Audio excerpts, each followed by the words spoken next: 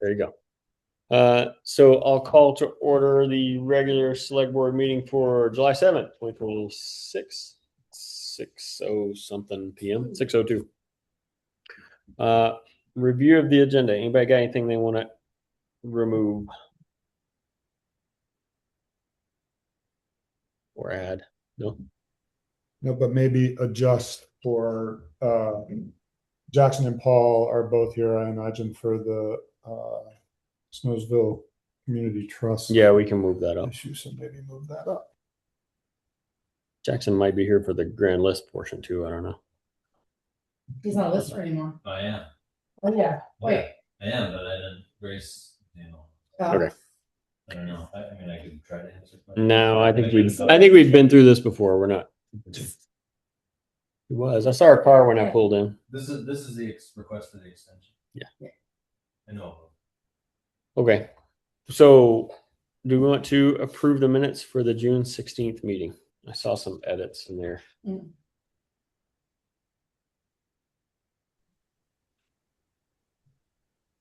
Anybody got anything else they want to change? Nope. Okay. Move to approve the minutes of the June 16th, 2026 Select Board meeting. Second. Ooh, Colin, seconds from the Zoom. I'm surprised. All those in favor? Aye. Aye. Mr. Bent? Hey. Well, Megan, you guys sign in. I know it's a new thing is signing in. Okay, citizens comments. Does anybody have any? I have citizens comments, please. All right, Janice. What you Janice got? Thresher. Yeah. Most of my comments have to do with the minutes of the various boards and or lack thereof. Okay. My one question is, there is no minutes. There was an agenda about the grand list being lodged, but no minutes. So does that mean it was lodged or it wasn't? There's nothing saying it was lodged. For two lodging. And then there was a 2026 grievance that wasn't posted at all on the web. I looked for that for weeks. Yeah. And then there was an unwarned grievance held on June 29th. And there's more things I tried to get on the agenda, but I was blocked. So Okay. Like there was a lister's agenda on 6/29, and when you looked at it, it was the June 3rd. So it was a misprint, a miskey on the date. Yeah. Oh, the whole thing was on there. The whole agenda was printed. Hey, Daniel, we can't hear Jackson at all on the Zoom. Okay. Yeah, go ahead, because it seems like this is Okay. lister questions and we don't have anything. So Jackson's here. He's going to try to speak loudly so everyone can hear. So my understanding. Well, there's a ratification notice today, but there was, how would you know to go to the listers to look at their schedule when it was off schedule? Why isn't it up in the news and alerts? Okay, hold on a second. Jackson's going to say a few things here. So I'm not going to get the dates right, but we warned to lodge the grand list. We followed all the correct warning procedures for lodging the grand list on June. I think it was. I get this right. End of June. But let me tell you exactly. The short story is we did everything correctly. The one thing we didn't do is post it on the town website. So we had a notice in the Herald for 2 weeks. We had postings in all the physical locations, but the step to post it on the website was incorrect. Okay. So it wasn't posted on the website. No, he's saying he acknowledges that was not done. Okay, so that's against the open law meeting, right? It was a potential violation of open meeting law. So we warned a second meeting to hold grievance hearings and posted it in all the correct places and heard the one grievance hearing that was held. And what was the date of that? I wasn't at that one. I couldn't be there. I remember hearing about this, but I If couldn't. it was if it was June 29th, it was not warned. Yeah, I don't, may have been June 29th. I honestly don't know. But that one should have been on the website, as far as I know. It may have been, the date may have been. Well, you go look and you see if you see it. Okay. I mean, basically, we attempted to address the concerns by holding a second meeting, Yeah. having a grievance hearing. And now we're in the process of requesting, because of that, we had to request an extension of the grand list because we couldn't lodge the grand list in time. Right. Because the grievance and the Because appeal we period. extended the grievance period. And Was the extension 30 days? I think I don't know what you've got it in front of you. Is it, what did we ask for? 90, 30, 15 days. 15. So 15-day extension. And then we are meeting on Friday, Grace and I, to ratify a warned meeting that Grace was posting everywhere to ratify these changes. Yep. Okay. Is that an open meeting? Yes. And it's So posted. so it's been posted in the 3 places as well as the grand list. I mean, the website. It should be, as far as I know. And we will double check on that. And what's that? And Jesse's telling me it is, but at the same time, we can have them ratify the things from the past that might have been in violation when they meet on Friday, assuming that it's properly warned. And this was at the suggestion of the town attorney. Right. That's how we handle this. Okay. So I think, Janice, if I remember correctly, and it's been a while since I read the open meeting law, this is your complaint here lodges it. And at that point, they have 14 days to cure it. So if they are meeting at a properly warned meeting on Friday, they can cure your suggested violations by ratifying the actions that were taken at those prior meetings that might have been improperly warned. So Might have been, huh? well, I not knowing the facts, I can't. Okay, thanks. I didn't look. I'm not discounting what you're seeing and what might happen. I just don't. I didn't pay attention to it, so I don't know. Well, so that's what I would say to that. Go ahead. Go ahead, Janice. Sorry, I didn't mean to interrupt. Well, I won't go into all the little details, but if you're going to ratify everything, it'd be interesting. Okay. Were there other concerns you had, Janice? I'll turn this back around. I was trying to get Jackson closer to that. Yeah, put that ratification notice on the website under news and alerts, so somebody would know about it. Is that where we generally put, Jesse? Where do we generally put the? Well, you do your special meetings on news and alerts, select board special meetings. So why? How else would anybody know about it? Are they going to think, oh my gosh, the listers are going to have a meeting this week? Is it normally posted on the lister page? Yeah. It is posted on. It is currently posted on the lister page. All right. Do you know enough to go and look to see if there's a meeting coming up? Well, I've been told by 2 people in the room that are looking at it right now, but I can. Well, I'm saying if nobody brought your attention to it, you wouldn't find it yourself.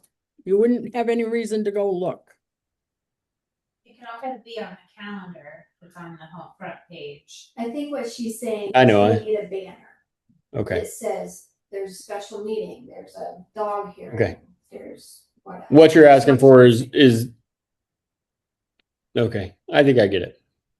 Yeah, that unless you actually go to the lister page and start scrolling through, you can't find the special meetings. Right, exactly. You're not. Okay. Okay. So we'll try to figure out a new way to work that for. Is that Going possible, forward. Jesse, what you just suggested? That Well, it's no different than what the select board do. But okay. All right. Thank you for your patience with me. No, that's fine. I think it's a good point that I'd never actually thought about before as to how those things were put out and how someone might find them. But I can understand that going through 3 levels to find this would be. I get it. Thanks, Janice. Thank you. All right. Thanks, Janice. So we're going to do a little bit of rearranging if that's okay with everybody. Megan, I know you're here for the emergency management.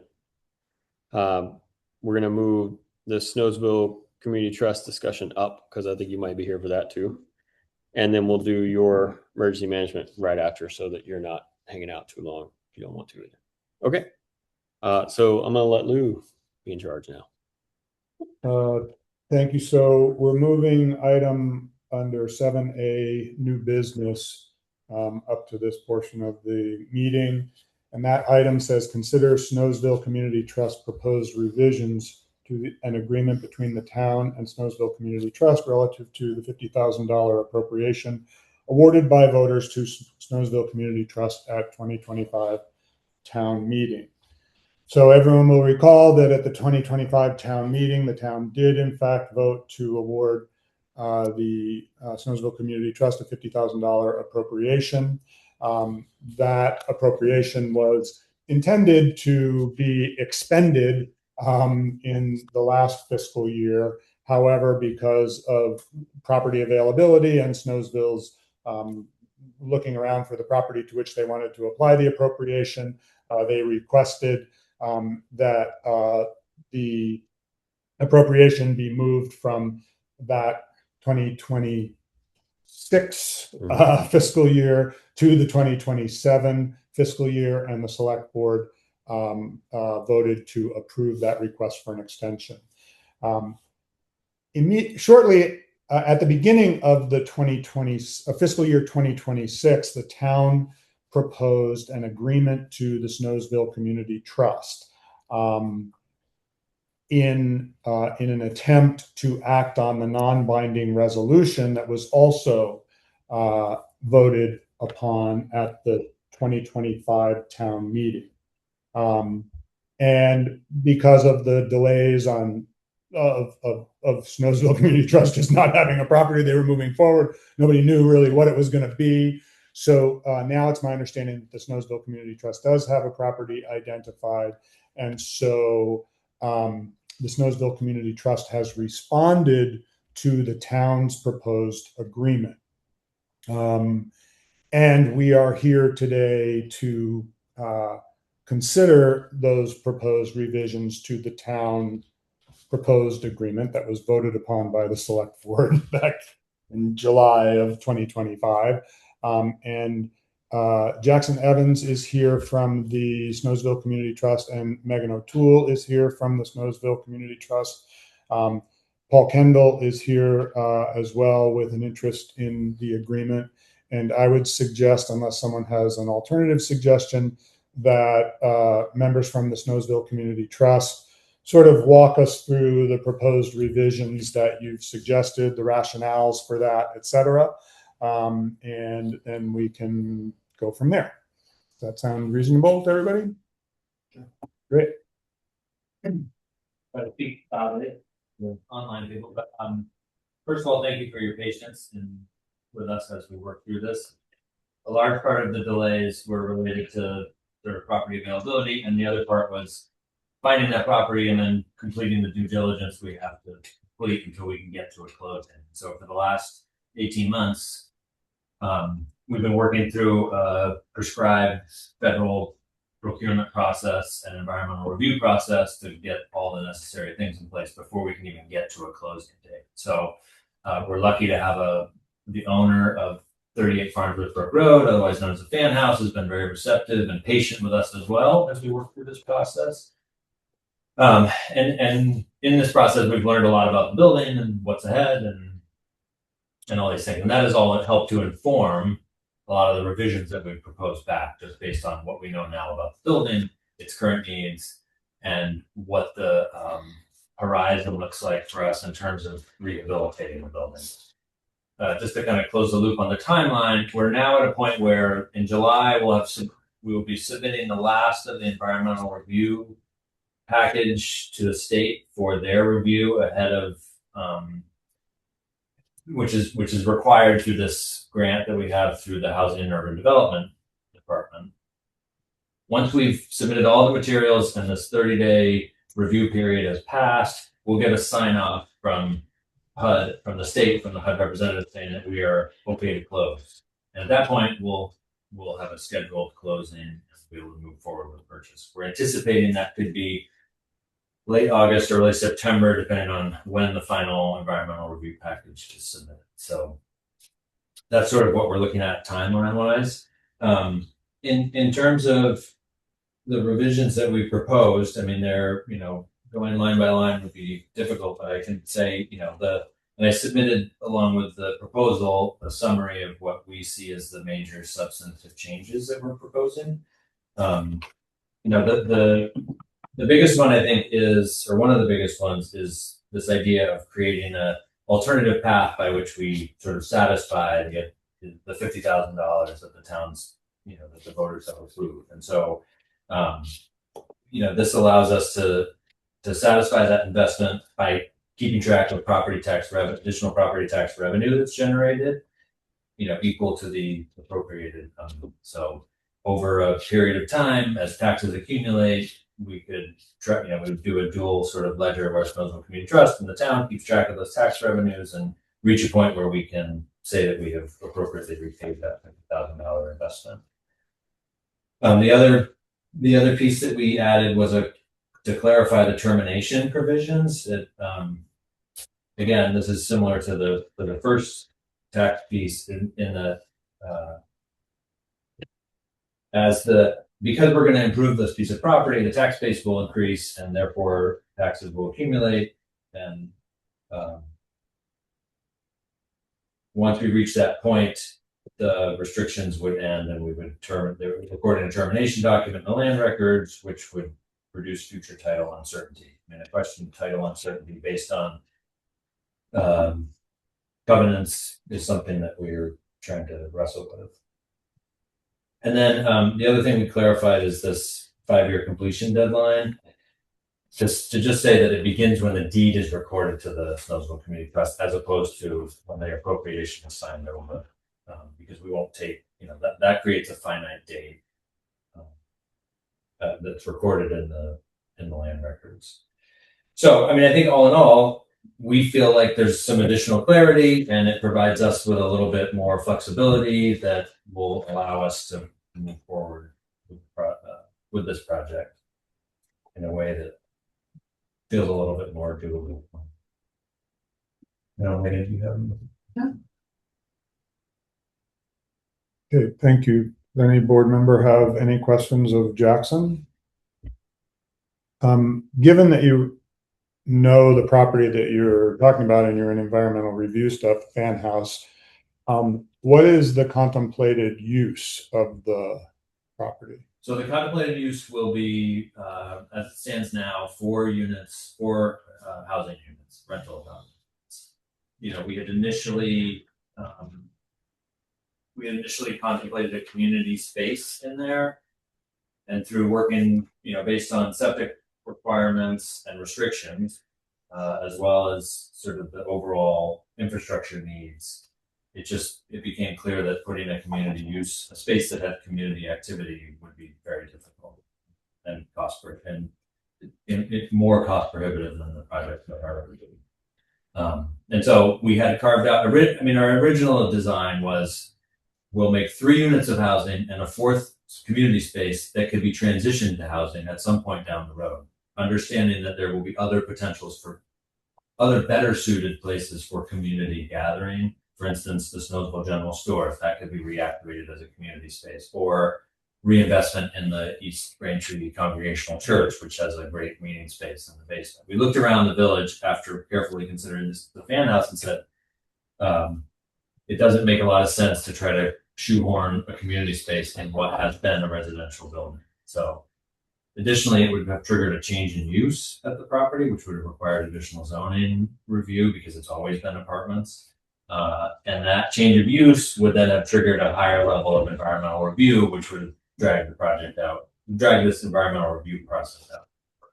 So after consultation with the architects that we're working with, septic engineers who are helping us with the environmental review, and then with our advisors through the Village Trust Initiative, we've made that decision to back out of that. One of the changes that you made is that you've proposed that we strike the word affordable from housing, or from affordable housing. Can you talk to that a little bit? Sure. I mean, we've been really conscious to try and not couch this as a capital A affordable housing project. I mean, affordable housing is a really defined, prescribed method of creating housing that is targeted at a specific income bracket, income group, and comes with additional layers of not restrictions, but requirements. And so we have our concept with this has been to make safe and safe and healthy housing.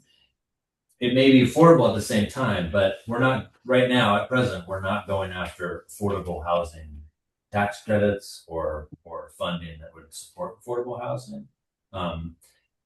As you know, the housing crisis in Vermont is across every single level of housing need, and so we have been particularly interested in middle income housing, so-called missing middle, which there's a great deal of affordable housing in Vermont, and there's high-end housing. What's missing, based on a lot of analysis statewide, is middle income housing, and some of that is housing for people who are looking for a home but haven't found one yet, but can afford to pay more than an affordable housing rent. And some of it is people who don't want to own a home. Maybe they've reached a point where they're trying to downsize and they'd rather rent. So we're consciously targeting that currently, as it stands, and through our conversations and our budgeting and the funding sources we're looking at, this sort of middle income, missing middle housing. So part of the non-binding resolution included the word affordable. And I would imagine in your planning processes and your grant applications and otherwise in your budgeting, you've projected like rents and the size of the units. Can you tell us anything about that? Yeah, the size. So in terms of the units, we're looking at one ADA accessible single bedroom apartment unit. We're looking at one 3-bedroom apartment unit and two 2-bedroom apartment units. One of the 2-bedroom apartment units could also be made accessible because it's a ground level apartment. So it'd be 4 units, one 1-bedroom, one 3-bedroom, and two 2-bedroom. Rents, we're still sort of playing around. A lot of that's going to depend on what we end up carrying for any sort of debt that we have to carry to move forward, and where our funding gaps end up. But there will be more or less in line with market rate rental housing in our area. I mean, these are not going to be high-end luxury apartments. I want to be clear about that. These are safe, clean, healthy homes. Can you talk a little bit more about what's your proposed revised paragraph 2B? Should the property be sold to a private party or the use changed, and then the value of the appropriation shall be returned to the town? Is it your understanding, or is it your thought on that if things go awry and you need to sell this property to me, right? Because I love the history of it and I'm going to move my family in there, that with the proceeds you earn on the sale, you would repay the town the $50,000. I'm just Yeah. And I'm not trying to hold you and examine you on this. I'm just trying to get a sense of the first sentence there. Yeah. I think the idea is, if we were to sell to another nonprofit, that then the agreement would essentially remain, right? And we wouldn't be required to pay back the appropriation. If it were sold to a private individual, or the use was changed to a store or something. Now we've deviated from the original, Mhm. from the plan, and so it would be repaid then. But if Okay. it was sold to another if it was a housing aid organization or another nonprofit, then the appropriation Wouldn't be repaid, but would continue and run with the land, and the new nonprofit would be Yes. bound by it. Yeah, I mean, if we're recording a deed, a covenant, then that would follow the land. Unless it's terminated. Unless it's terminated by one of the next Yeah. things. So then the next sentence, the property may be sold to a for-profit limited partnership for the express purposes of raising investment capital from the IRS Section 47 historic tax credits if Snowsville Community Trust retains an interest in the partnership and the right of repurchase. If that were to happen, the property is sold to a for-profit limited partnership, would the $50,000 be repaid to the town?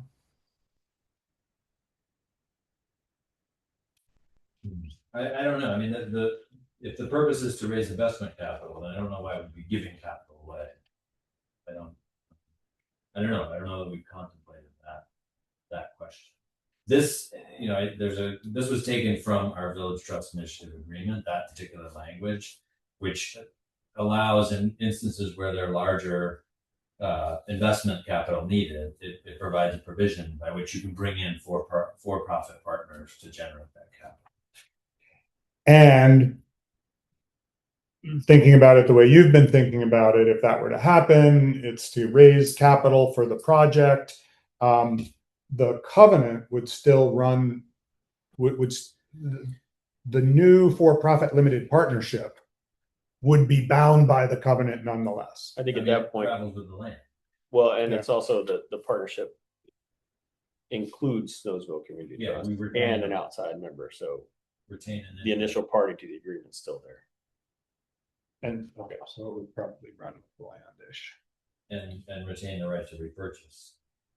Once the term of that partnership has expired and we no longer need it, we would have the right to repurchase from full ownership. Right, I understand that, but the question is, what if you didn't do that? What happens in the interim? And I think, what I'm trying to do is make sure that the same rules apply to that other entity. And I think you're saying that, yeah, that's your intention. It would be. And so then I want to just ask you about the 20-year, 50-year, the switch from 50 years basically to 20 years. And I understand the tax repayment structure that you're proposing, which was not something proposed in the original agreement. And I appreciate your creativity in that.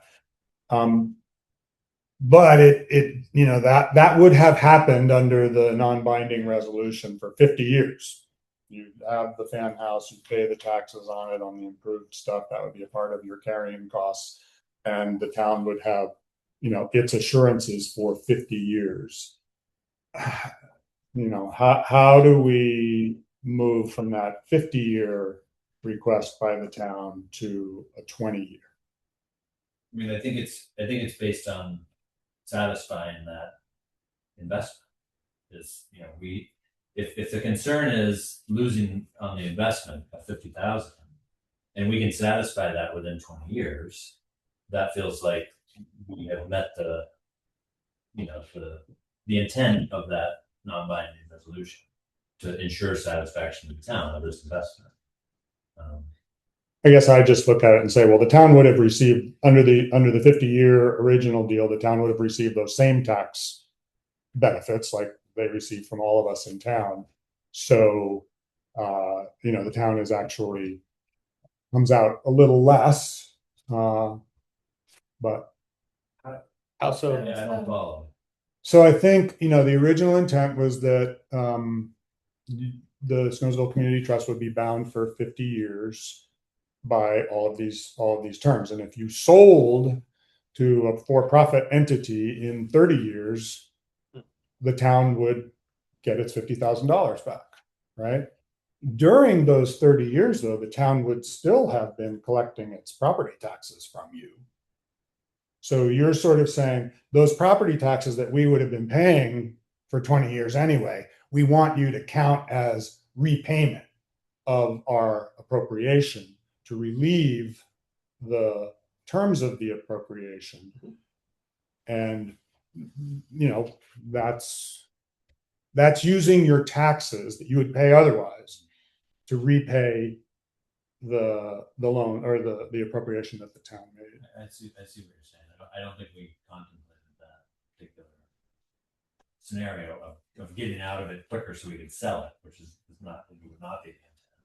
No, and I'm not suggesting there's anything nefarious going on at all. I'm just saying that, you know, if you map out year by year, the town will be getting additional benefit from your improvement of the property for sure.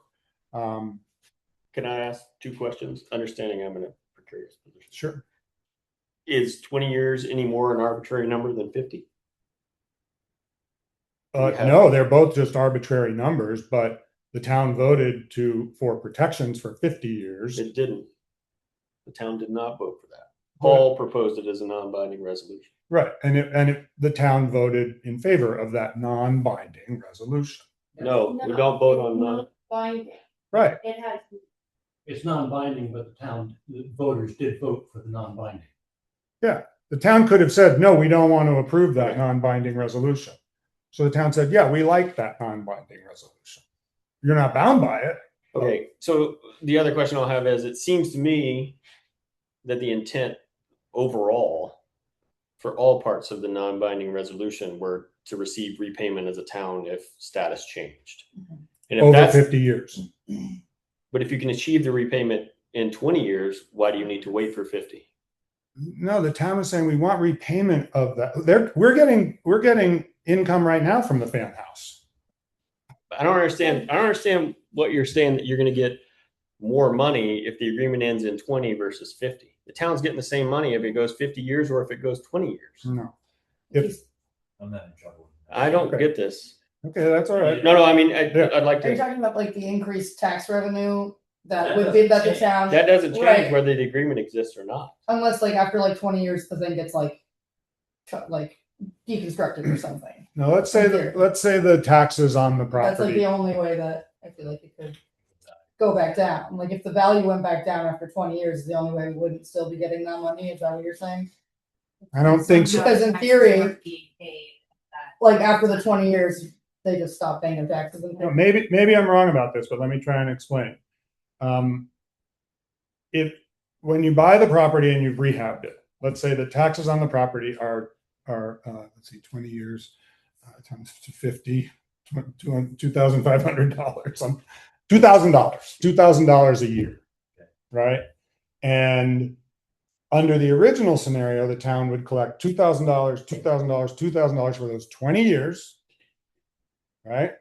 And we keep collecting 2,000, 2,000, 2,000, 2,000, and 50 years later, the agreement disappears. But Right. that doesn't make us stop paying taxes. No, you keep paying taxes. Yeah, we keep paying taxes. So what ends? The only thing that changes after 50 years is the covenant goes. And you want it to go away in 20 years. Right. And Right. that's what we don't. I don't understand how that's tied to money, but let's set that aside. I mean, I'm sorry, Jackson. No, I'm just trying. I just can't. It's not compute. It's not computing for me either, and I'm not. I mean, Okay. Yeah, I mean, Lou, just objectively here, 50 years is a long time. Like that, I ain't gonna be here. it just, like, I think we're just trying to propose a more reasonable time horizon in which, 50 years is longer than a standard Repayment. mortgage. yeah, in which repayment is contemplated. And the 20 years just feels like a more reasonable number. And the alternative being the property tax repayment avenue, it could be more, it could be less, but that feels like a more reasonable baseline, because 50 years does not feel like a reasonable time horizon. So before we switch, so we don't need any of this language about tax payments absolving the 50,000 or anything. It's if we just leave it at 20 years. Don't make it 50 years, make it 20. That's And fine I too. think us putting the tax thing in there was to create a level, like a visualization of what satisfying that Right. appropriation. But again, the town would get that anyway. Okay. Yeah. And so, and Yeah. The point I would make about on top of what Megan has said is that when you look at depreciation of buildings, okay, in 10 years, we finish this project in a couple years, and in 10 years, 15 years, we're going to be looking at significant maintenance. Systems need to be replaced. The roof needs to be replaced. In 20 years, we're looking at even more significant maintenance, to the point where we may need to go and get a construction loan in the bank.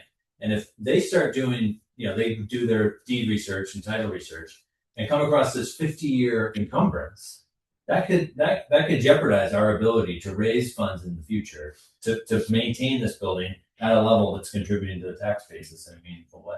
that's all much more compelling to me than we want 20 years because we're going to pay you back this 50,000 with the taxes that we owe you anyway.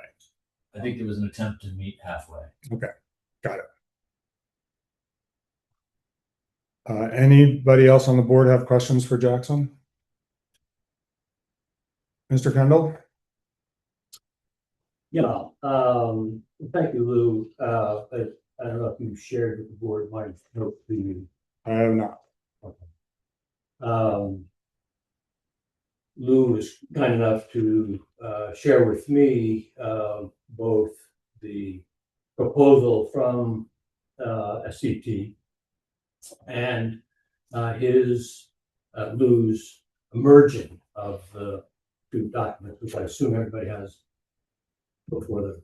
Everybody does. I also shared with you the original. Right. Yeah. Okay.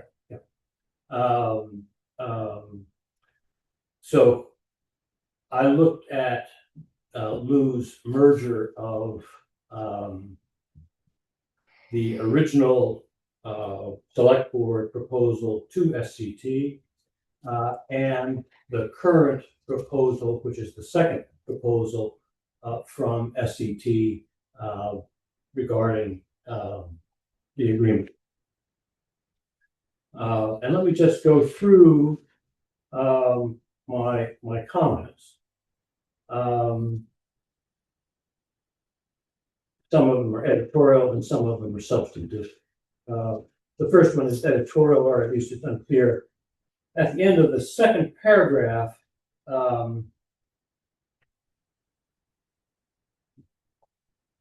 it just ends with the term determined, to be determined. I do not understand what to be determined means, what it refers to, or by whom. Paul, can you again direct me to where you're talking? In your Mhm. draft, the second Oh, paragraph, okay, the last okay. word. Right. Okay. Okay. I think the intent there was that, it's to include affordable housing units and community space, which will be determined by the project. To be determined. They can't tell us now exactly what it is. Well, they are telling us now. But in July, it was not told. So you could modify that to be clear. I presume at this point. Mm-hmm. Then moving down to the therefores and the agreeing to as follows. In the second section, get the glasses out so I can follow this. In 2A, SCT shall use the property, suggesting inserting exclusively for either a community facility and or housing. In other words, let's just make sure that there's no commercial or other purpose inserted in there. But could the community space not be a commercial enterprise? If somebody wanted to put a coffee shop there where people could could gather, is that a community space? Commercial. We can be very picky on this, and certainly. Well, using the word exclusively is very picky. That's why I'm asking the question. It's very clear. It's very clear. Okay. Okay, it can be clear, but it's also exclusive. So excludes all usage other than residential and community. And if you haven't And defined, if it is a community but facility. you just said commercial. I said. You said no commercial, which can a community space be a commercial enterprise? So no business of any kind. So if you had, no, hold on, no, you have to let me finish. Yeah. If this was being used to purchase Snowsville General Store, that is a community space. If we turn that back into a store, it would be then disallowed under this, and so no communities, so no general store in the town of Snowsville.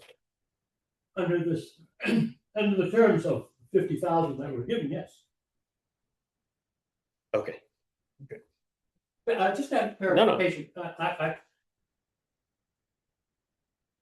I think it's important to just be clear. You are still on the SET board, are you? I am. And Chelsea, you are on. No, No. no. You are no longer. Okay. Because I recall you were saying at a prior meeting that you would recuse yourself from this. And I'm so just wondering. I can recuse myself from any votes and still speak on behalf of SCT. Yes. But again, just for the record. Yeah. You are also speaking as a member of the SET board. I am, but not as a select board member. All right, I just want to be clear. Mhm.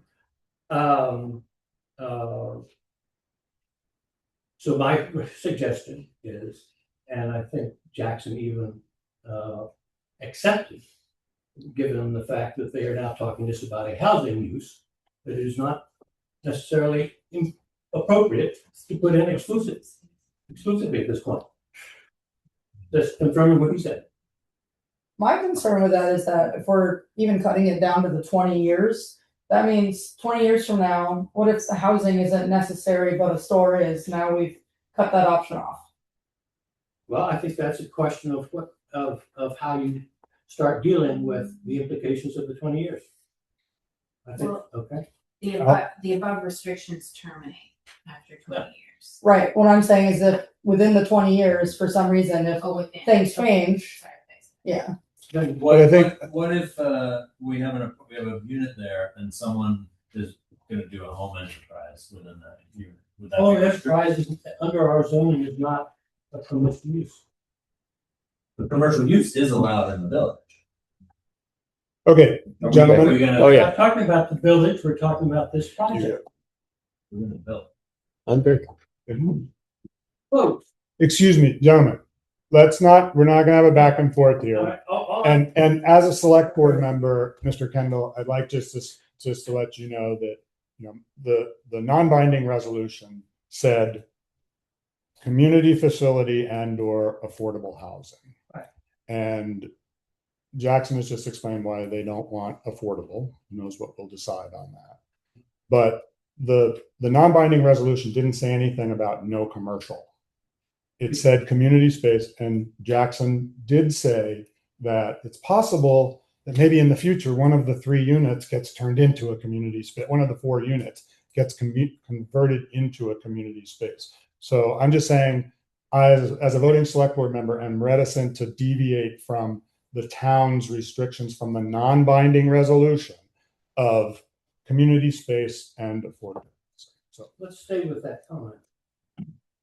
Because I think part of what we're dealing with here is what was the voters' expectations at the time that they voted for that resolution. Not the non-binding, but for the 50,000.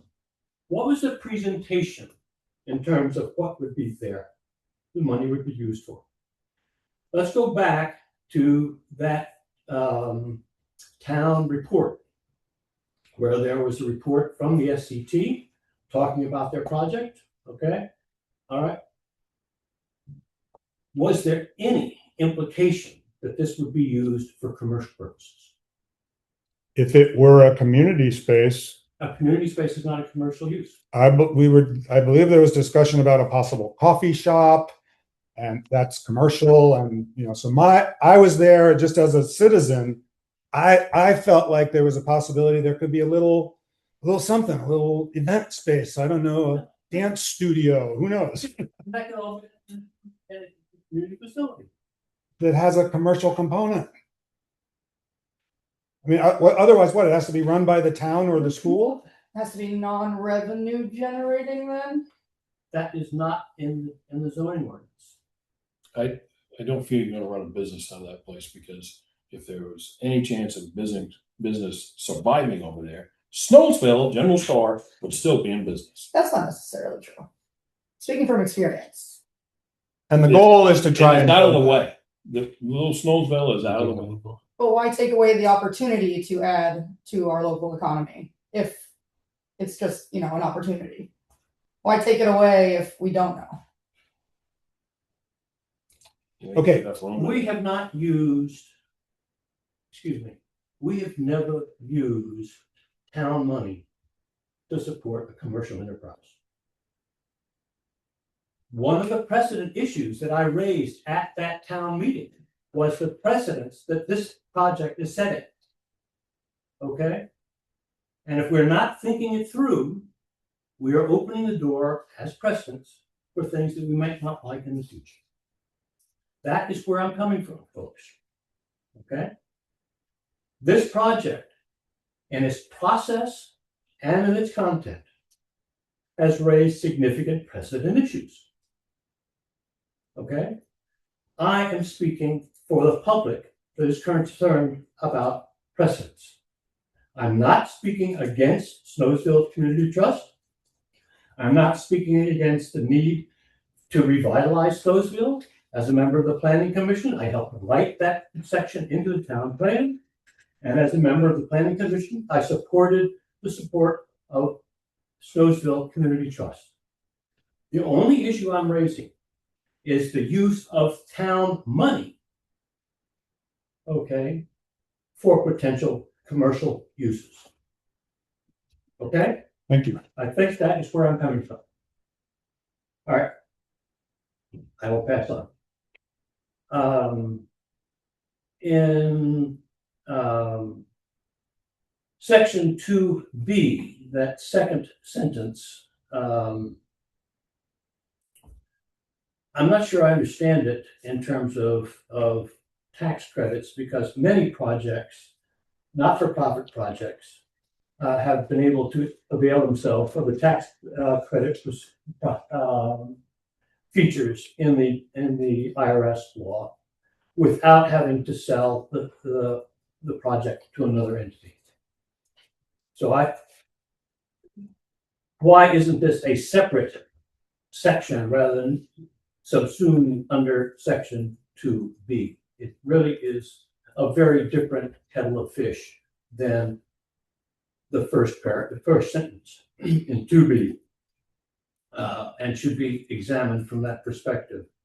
And just because the village trust agreement that refers to would enable it doesn't necessarily mean that we should.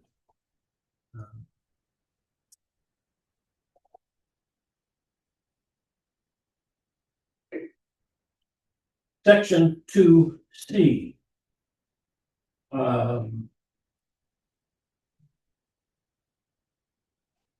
In the interest of full transparency and public disclosure, why has this provision been deleted? And the provision is the town select board shall approve any future sale, conveyance, or mortgaging of the property. Do you mind if we just take a break to see if there's a response to that? That's fine. Yeah. It felt overly restrictive. And I think for the same reasons that we would, struggle to get funding down the road for future improvements, having a covenant that prevented sale without the blessing of the select board felt like it was extremely restrictive for us for the sustainable, ongoing use of the building and potential future development. And I understand it would be more restrictive, but it is not uncommon if a mortgage holder will be able to approve a sale. So, Can I point out that this is not a mortgage? Can I point out that this is not a what? Not a mortgage. Oh, No. right. but it is an equity interest. I mean, we are putting in money to buy a piece of property. Okay. Okay, normally that gives us an interest in how the property might be used or sold. I'm just Unless it's an appropriation to a nonprofit where they just do what they would want to do. So we're in uncharted waters. That's right. That's right. And yeah, again, if it's clear that it can only be sold to a not-for-profit, it goes back up to this issue of 2B. I don't have a problem. But I mean, quite frankly, in reading these changes, I said this is. I mean, and there are 3 attorneys on the SCT board. This is a very cleverly written document in terms of potential things that could happen. Do you have other specific concerns or Yes. points? Yes. Thank you. Thank you.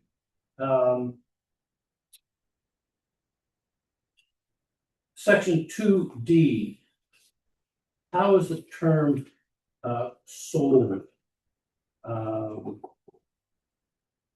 defined? That was a word that the select board put into the first draft of the agreement. And I envisioned that meant the transfer of interest in the property to a different third party, like a very common understanding of the word sold. So can you clarify what that term, what sold means as you just described it? SET shall refund to the town without interest all funds provided by the town at closing. In the event the project is not substantially completed as described within 5 years of the date of recording, or SCT sells the property to some third party. Well, not just to some third party.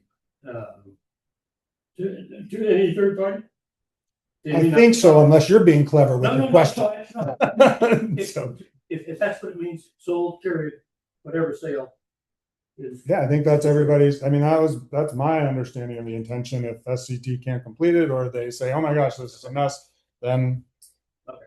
So the only question is, so you see, that goes back to that second sentence in 2B. Because that says the property may be sold to a for-profit. and the value of the appropriation will be returned to the town. Same consequence.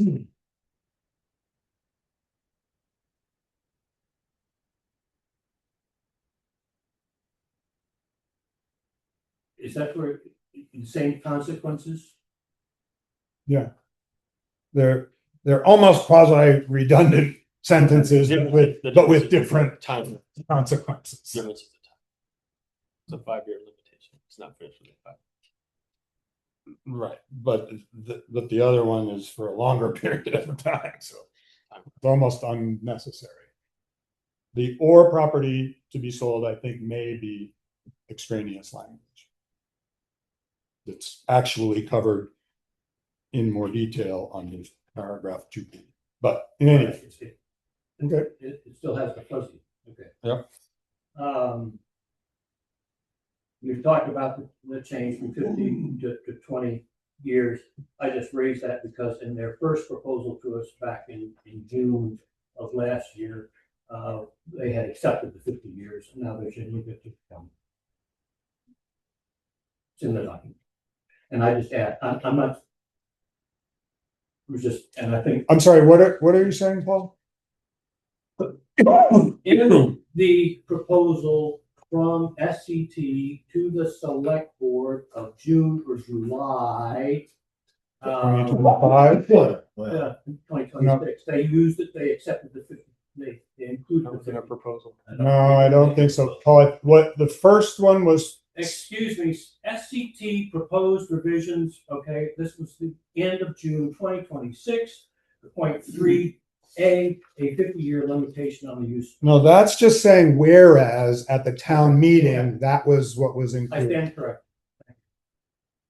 I stand correct. And I said, I don't have any particularly strong feeling about going from 50 to 20, as long as the other issue of the recapture of the funds which is still fuzzy in my mind. Let me just go to that point.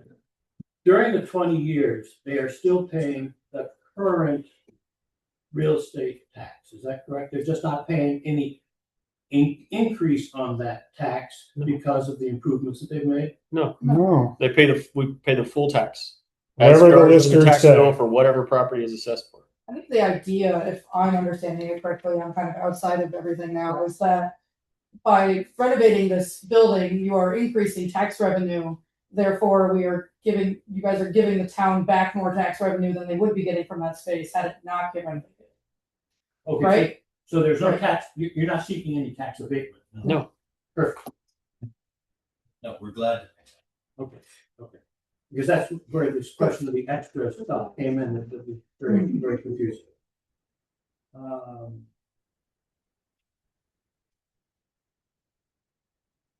So I think that Lou, are my concerns.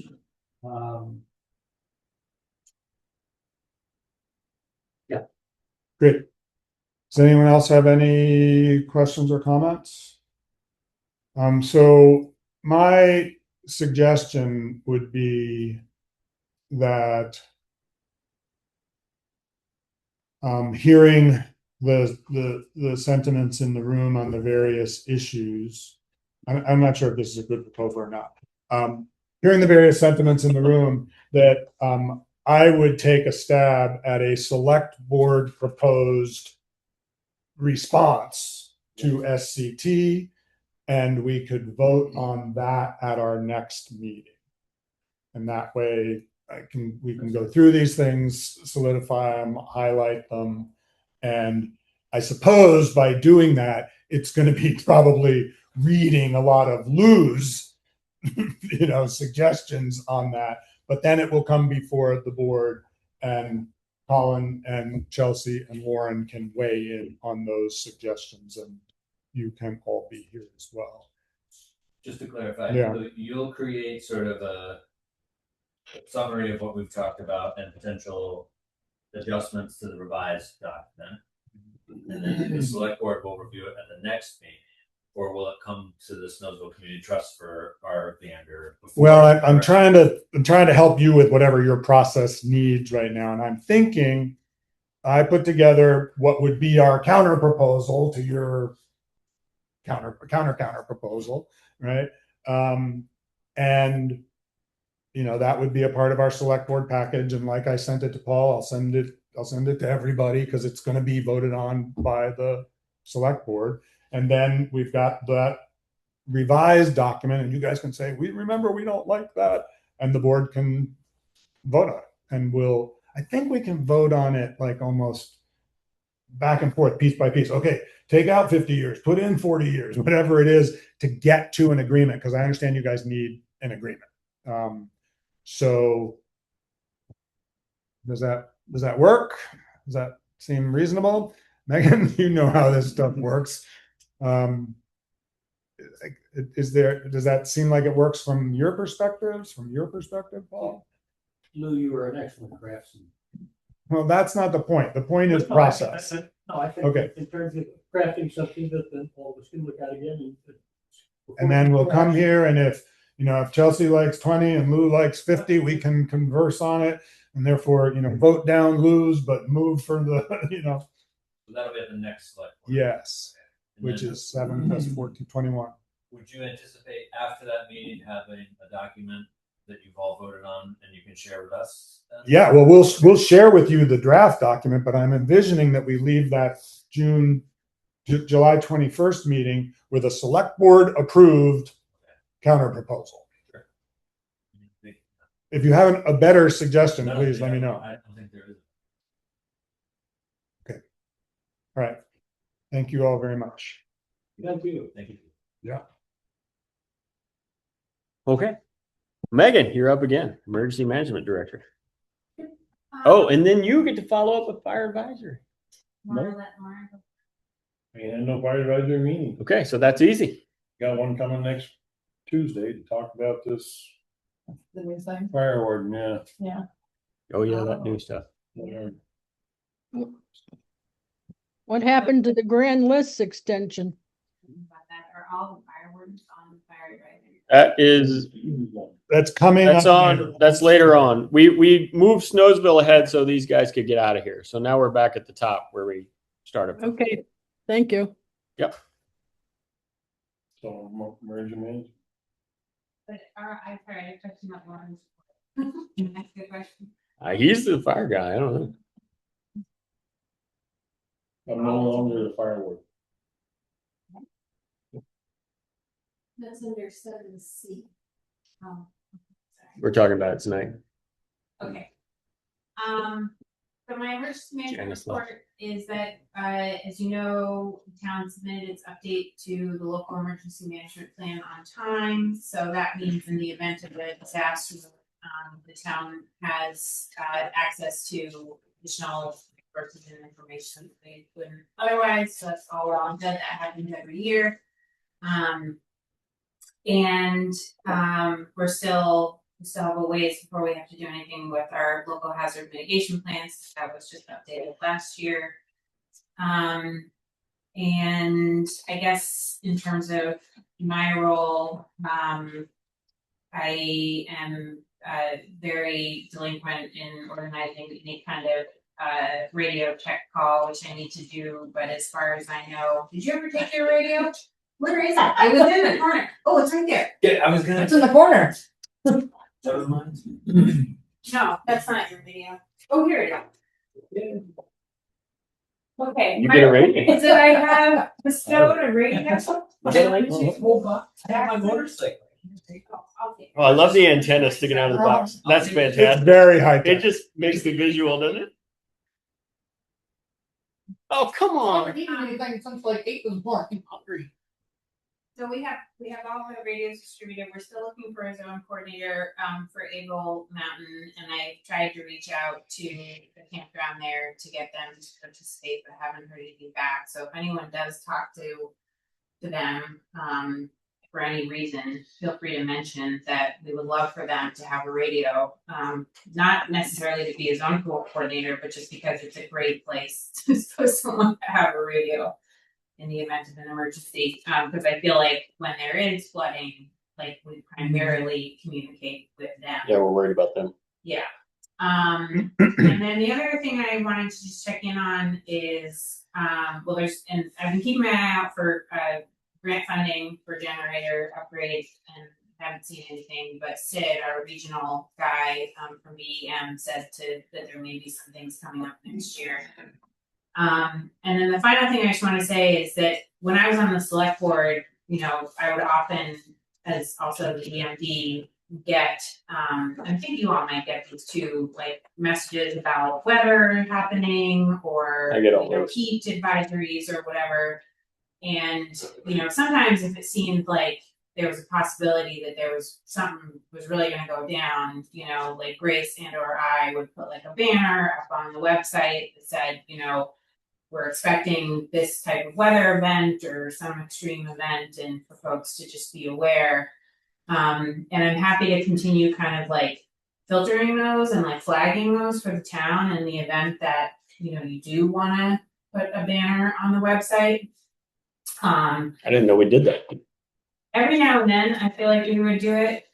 Just if something that seemed like it was going to be pretty significant, like Extreme snowstorm or something. yeah, extreme snow, extreme rain, cold. Like we could have done it for The 100 degrees we had. Yeah. We don't have a cooling shelter in Braintree, but there are other cooling shelters, like the library is open, and Randolph always advertises that. So we can always point people in that direction. In terms of just more local coordination, Before you leave that point, did you say you're getting notices of all these things? As the EMD, she gets it. So I get them too. I'm just wondering, is there some state emergency place that we could go that has cooling, rather than us saying it's going to snow deep, so be careful, feels like that's way out of our kind of zone. Absolutely. And so, if you could forward me that place to go, and we can find a place to put that on the website. So, oh, okay. there's an emergency services tab Mhm. that has links to VDMs. And you're suggesting in addition to that, we periodically place the smoke warnings and incoming flooding. And honestly, like, I just kind of, it's like, you know it when you see it kind of thing, you know, like if there's an alert for like an extreme amount of rainfall in a short period of time, like for our area, Yeah. I would think that would be something people would want to know about. If it's going to be 30 below 5 days straight. Yeah, I'm That not, would be some, you know, like. I'm not something- disagreeing with the Yeah. good point of it. I'm just saying, is it something we can practically do? And are people coming to Braintree for their weather reports, or are people going to CAX? It can be to specific resources that Yeah. the state generates to help people. So it's less that we're giving people their weather report. It's more this crazy thing. Like you happen to be on the Town of Braintree website, you might see there's this crazy thing happening, and then there's a link that says, you know, find more information here. It's basically a PFA. Yeah. Yes, Yeah. exactly. And- But And that goes to what Janice was saying, how do we know about this stuff if it's not out there? right. And I'm just saying, I'm trying to protect, or not protect, I'm just trying to figure out from the staff operationally, it's nice to talk about all this, but how the heck does it happen? Who's going to be responsible for it? Oh, okay. Right. And She's the emergency man. but I see what you're saying, Lou. There's a liability in being inconsistent. I'm not even worried about that. Like, I'm just worried about who's doing it. If And you're whose volunteering- time is taken by this process, Right. basically. as the emergency management director, we can give that for this purpose. I think she already has it. So what I could do is, you know, coordinate with Grace and Jesse and say, it's gonna go down. I'm gonna put this thing online, unless there's something already posted on the banner that takes precedent, and I can coordinate that with them. But, you know, if they're, and really like, it's totally through my perspective. So if you all see something and you're like, hey, I think this should be on the website, and I was like, oh, I didn't think so, but yes, you can do that, you know. Great. You can give me that feedback. But right now, it's just like the Megan filter. Like if I think it's extreme enough, like I'm It's gonna- worked so far. I have a question. I think Jesse, I don't mind that raising my work? hand like I'm a child in class. I do that all the time. And you can do it on Zoom. I don't even use the function. It's great on Zoom, yeah. Oh, there's a function for it? Yeah, you get look, Oh, yeah. wave your You can hand. have Zoom, most I Zoom is here. Mine is not. Yeah. Is this like I get like the Vermont like traffic alerts, like the 511 Yeah. alerts or whatever. Is this something like a service that any Vermont resident can sign up for, and maybe that's something we put on the banner instead? That way, if Yeah. to Lou's point, if we're not consistent about it, and to give everyone else the option to sign up to get these texts. So BT alert Mhm. is something that people can sign up for Yeah. very easily. It's Yeah, I agree like with them. Tim and Tom and various other people have tried in vain to get people to sign up for BT alert for a long time. I mean, the other thing I remember Tim. now is that if there's something really imminent that like could not be forewarned, like the tornadoes that happened In Bridgewater, ago, yeah. you're gonna get everyone's phone's gonna go crazy, right? And so, and that's like you don't even opt into that. Right. That just comes to Yeah. you. And so I think there will be situations where something's gonna happen, like a tornado warning, that like I'm not gonna be like, I'm gonna post a tornado warning on the website because it's gonna be over by the time I post it, you know? So Great. And Jesse, that process with Megan works well for you and Grace. That's Thank you. Hands off for Jesse. Do it. excellent. I Thank- think that's it. And you know, it's bare bones over here. So like, sorry if there's anything you need to do as EMT, just let me know. But otherwise, I will try at some point to organize a radio call. But I mean, I think they all work fine. You're doing a fine job, Megan. We're all very, very Yeah. proud. Okay, and if there is like a more reach, I was gonna say earlier, like Rich Doolin, who's the Brookfield TMD, he is really on the ball. He sets a very high bar, and he will frequently communicate with the other EMDs in the region about special opportunities that he has put together in coordination with the state. Like he does like Stop the Bleed trainings and these other events. He does like tabletop exercises and stuff. And so he's keeping us in line to the best extent that we can. We're glad to know that. So yes. Because you're a little rogue. So that's all I'm saying. Okay. Thank you.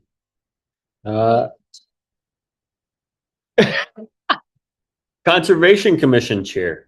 Who is the Conservation Commission Chair? Well, Okay. no, I'm not on the board anymore. Oh. Okay, well, no Paul, so we get to move past that one. Highway report. That's got my name on it, but I don't have anything to say. Lauren, what you got? Nothing new. Nothing. The garage is gonna be done Oh, in that's the next couple of weeks, the floor. that's me. We're starting on the floor. Yeah. next And week. the other thing, did you send Steve the contract? Yes, I'm a little confused with it, and you'd like a paper copy here, and something. Okay, Paul should be able to. I've already signed with it. him on that. Paul Did has the other the night. copy that we sent. We did get, I think I did. this other contractor that we hired to do. There's. Lambert? ACH. No, you're talking about Lambert, the excavation portion? Yeah, Lambert returned his contract. You start money here for when is Steve. Paul gone till? Lambert. I'd have to look. He's got a contract, so. I think I have the latest contract. I The can next print week, it, leave Steve it. wants. I've heard. Okay. I got the latest one. I can print it out and leave it. Okay, has it changed? I don't think so. I think he just reading on a screen is not a. Maybe we could have you find it. Yeah. Yeah. Yeah. Okay, I'll take care. Still only got half of I got it. maybe, yeah. I'm coming back by tomorrow. We'll get it. Okay. That was easy. Thanks, Lauren. Merp? We're making progress on everything, slow and weird, but hoping to get. Did the ventilation guy come here today?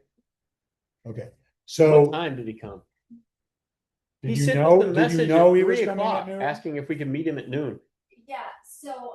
I was like, how are we supposed to go back in No, time? He talked to me at 11:20, said I'm gonna send a message right now, but he's in Washington. So if he's sending it on his phone, there's no service until he gets into Got it. service somewhere. Yeah, because I There you texted Lou. I was like, what is going on? The guy's like a time traveler. We got an email at noon at He is 3 time p.m. that said, can you meet me at noon? And I was like, well, how does that? So great. I thought So maybe we had the wrong day. So the ventilation guy took his measurements. So now he's going to be able to give us our drawings, after which we'll put that out, to some of the contractors that we've contacted in the past, and hopefully get some prompt, thank you very much, hopefully get some prompt bids on his specs, because we want to start coordinating all of this work. So I don't know. Lauren, do you know when they're proposing to do the floor? Yeah, they start Monday. They start Monday? Carried it down Monday and the following week, we put it out. Okay.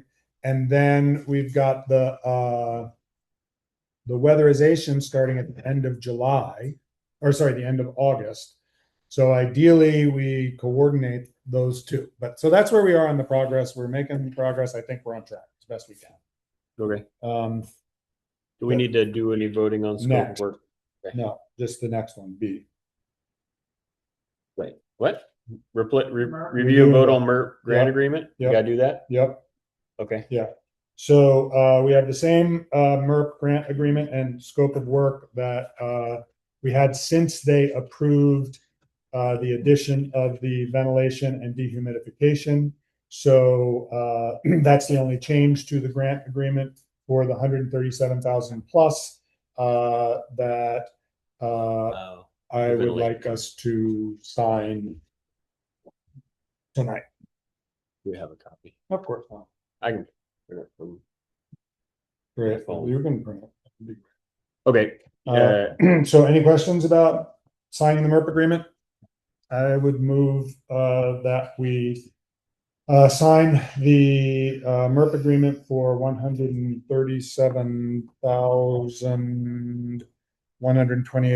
$137,128.05 With the updated with the updated scope of work, which is the agreement that was included in the select board packet for tonight's meeting. Okay. All, You go ahead. I'm trying to. all in favor? Aye. Thank you. Okay, Jackson, why don't you go so you can get out of here? Listers? Yeah, do the. Oh, okay. So we're gonna do this so Jackson can leave because we still got more stuff. Meetings are long. Well, I like that Jesse's face. So we have a grand list extension request. This is because we had a grievance come in late, right? And because of the issue with open meeting, which forced us to take an additional grievance here and then couldn't lodge again. Because there's a 14-day appeal for the grievance, right? We have once we hear the grievance, we have 14 days to respond. We can't lodge a grant list until we respond. Okay. All right. I'll make a motion that we approve the grand list extension request from the listers. Second. All those in favor? Aye. Aye. Okay. There. See, now you can go home.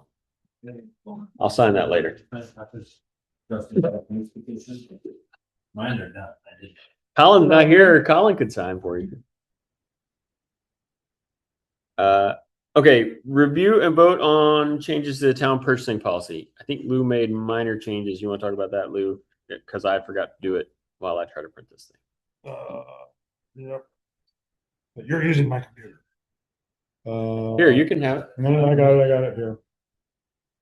So the purchasing policy that we're voting on is the one that was included in your select board packet, and the only change is the one that we discussed at our last meeting, which is that, you know, the bids come in and maybe they're mailed to the town clerk, or maybe they're hand delivered to the town clerk, or they are delivered and addressed as defined in the bid proposal, submission, the bid. In the bid, right? So it just specifies that it doesn't only go to the town clerk or only go to the road foreman. It goes to whoever the bid tells it to go to. So that's the change that we made. And That I forgot to make. does anybody have any questions about the town purchasing policy? No. I'd move that we approve the town purchasing policy as included in the select board packet for July 7. Lauren seconds, all in favor? Aye. Aye. Well, I need to print that so we can do it too. God bless. Okay. Telling you, not my strong suits. Okay. Consider approval. Oh, we just did that. Okay. Review and consider. Okay. Let's talk about Lauren and his forest fire laws and associated requirements. What I want to do, right? Jessica, So explain to us what was in the letter. I am no longer the fire chief. No, you are something else, though. That's the long and the short. Thank you.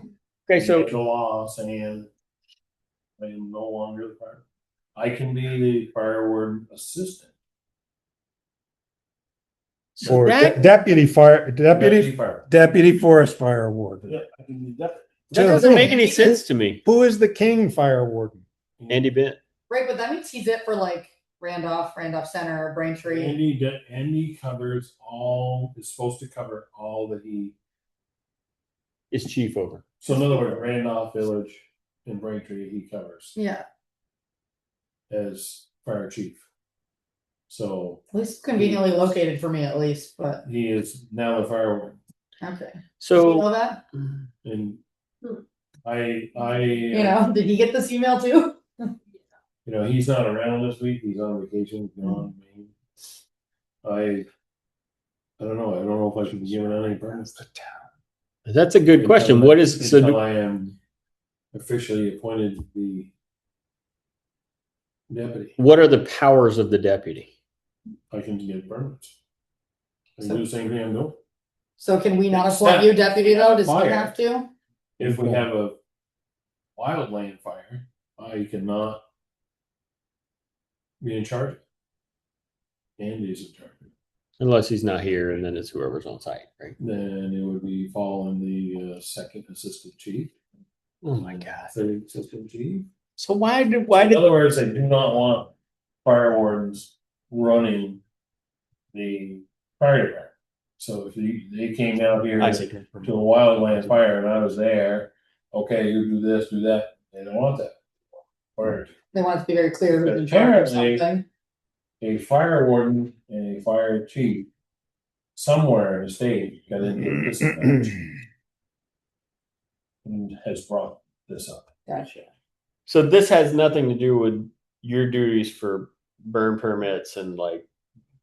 Well, it does unless we appoint him deputy forest fire. No, but I'm saying the impetus for this is who controls operations in certain fire situations, not That- about who is giving out permits and how. That's the problem, right? Okay. It's establishing the hierarchy in the situations. basically. So can I make a motion then that we Hold on, Daniel, hold on. We cannot appoint it, according to the letter that was sent, it's the local fire chief that may designate a local deputy forest fire warden. That's crap. Exactly. That's what it does. Date overstep as usual. Jay Hooper is one of the culprits. And I suggest you all reach out and So then Sure. the fire chief then can pick whoever he wants. Yeah. Okay. But I think the select board could contact the fire chief and say, we would like. Yeah, I just don't The understand why problem that. is, it doesn't pay. So I don't really want I don't, it. I don't want to call anybody else. I only No, got but I guess- only got $35 a year out of the state. I just guess I wonder That's why it. why it Free was booklet of, Well, yeah, Oh, paper. they give you booklets. Right? why it was removed from local control. I guess is what I don't understand. Well, then, so here's what I think. because you can make the other change to remove the fire oversight from the warden without. But I mean, I guess it tracks. You don't Yeah, want the without doing towns this bullshit. assigning a deputy to another entity, right? The Right. towns can't then tell that guy you got to deal with this one. because in theory, like Andy specifically, Yeah, yeah. he represents multiple towns, and so. And I read it, Colin, maybe you can help with this too. I read it to say that this is the fire chief's responsibility. And so the fire chief has to tell us who our deputy warden is. And if Lauren doesn't really want it anymore, which I can understand, but which I don't, I wish that weren't the case, but I understand it. Let's let the deputy forest fire chief pick who they want, tell us who it is and oversee it and make it all happen. I agree. I think that if this gets to be a problem, if enough people harass him and call him and he gets pissed off about it, he'll eventually delegate it to somebody else. So for now, we're calling Andy when we want to burn Yeah. permit. He ain't giving out permits. So a deputy warden is gonna be doing it. He ain't giving out permits. Can I ask how many fire permits you give out in like a year? Just out of curiosity. Around 30, 40 Okay. a year. Yeah, but that's what I'm saying. Until Andy appoints you, there are no burn permits. Well, until. No, I think Andy until Andy appoints you, we have. To call Andy. And this is going to have to be communicated out to our residents at some point, probably something on the website. He already told me, I am not giving that. Right, but in theory, he legally is required to. Yeah. While there is no deputy. Right. So we have to tell somebody that they have to call somebody. He's gonna tell you to call the state, whoever this woman is. Because, Why can't he just appoint you and take it? That should not Yeah, sit on our Yeah. dues, I agree. plates or anywhere else. Shouldn't just be sitting. We should be That's right. giving them the Randolph Fire Department phone number. Yeah. Or if he has a landline, his phone number, and he should have to deal with it, and he, Yeah, you know. that's what I read. he's dealing with it, all right, next Tuesday, they're gonna deal with it. what legally needs to happen in order for him to designate a deputy forest fire warden? Because he's not bound by our municipality requirements. So he can just be like, you're the new fire warden, like Yes. via text, and that's it. It's done, right? That's, And then I don't see any. they- I'd have yeah. to read it further. So here's what the letter says. In the case where your town is served by another town's fire department, the chief of that fire department is designated as your town forest fire warden. Mhm. So if anybody in Braintree wants a burn permit, they have to call Andy. That's Andy, correct. right? And then it says that town forest fire That's wardens, pretty bad. Andy, Yeah.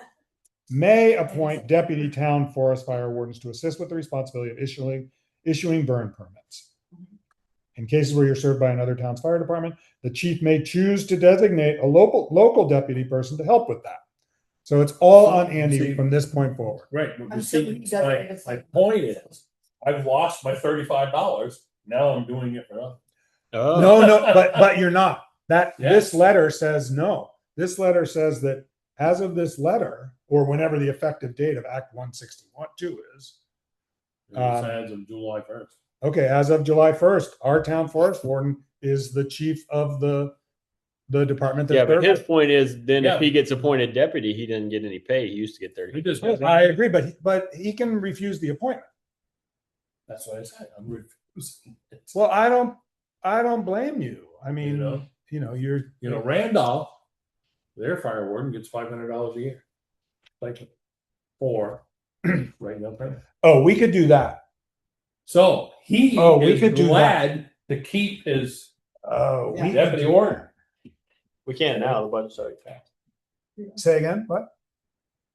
Well, I mean, we can add it and then we can include it in the next, we could, But if it's not a town appointed position, is it ours to budget? Or is it? I'm just asking. I think we could say, if we wanted, in order to incentivize a great public servant to continue in that public service in light of Act 162, right? Does it? We allocate $500 a year to the fire warden. Are we sure it's not paid? Like, has someone Yeah. read all of 162 already?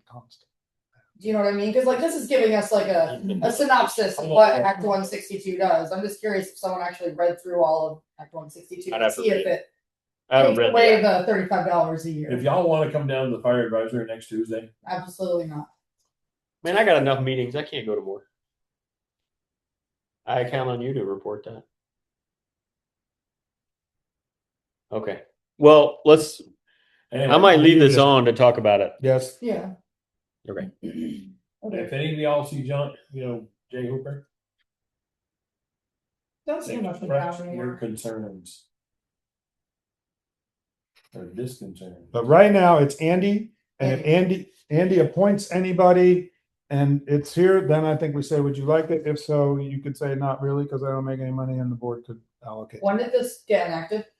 July 1st. Oh, okay, so good. This last legislative session.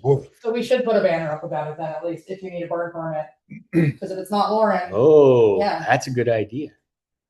because people are gonna get totally. the town- Just what you want, right? More on your plate. No, but Grace can She's smiling real for that one. get Grace on the website to let them know that according to Act whatever, Yeah. the rules have changed and Lauren Bent, or say the Right. fire warden is now the Randolph fire chief. It's gonna have to be updated as well. Please and our website, fire warden Please- should now please be stand Andy. by. Yeah, You will let me take your call. where we name posts and give them whatever number. Give them the village fire department number. Give them. But yeah, people need to know because they can't call him and get anything done. They'll never get anybody on the ground down there. So, We're just gonna have a bunch of people burning stuff without permit.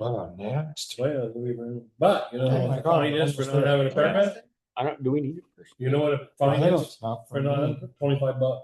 It's almost as much. We as might take 5 minutes. Yeah. Oh, it would be good to do the dog. Okay, payment order. Move to approve. I'll second. All those in favor? Aye. All right. We need, I make a motion to approve a payroll warrant for the period 6/14 to 6/26 and a pay date of 7/2/26. Second. All those in favor? Aye. Aye. Does anybody need the executive session? To chat about some of the stuff that happened earlier in this meeting, maybe. No, that happens separately from this.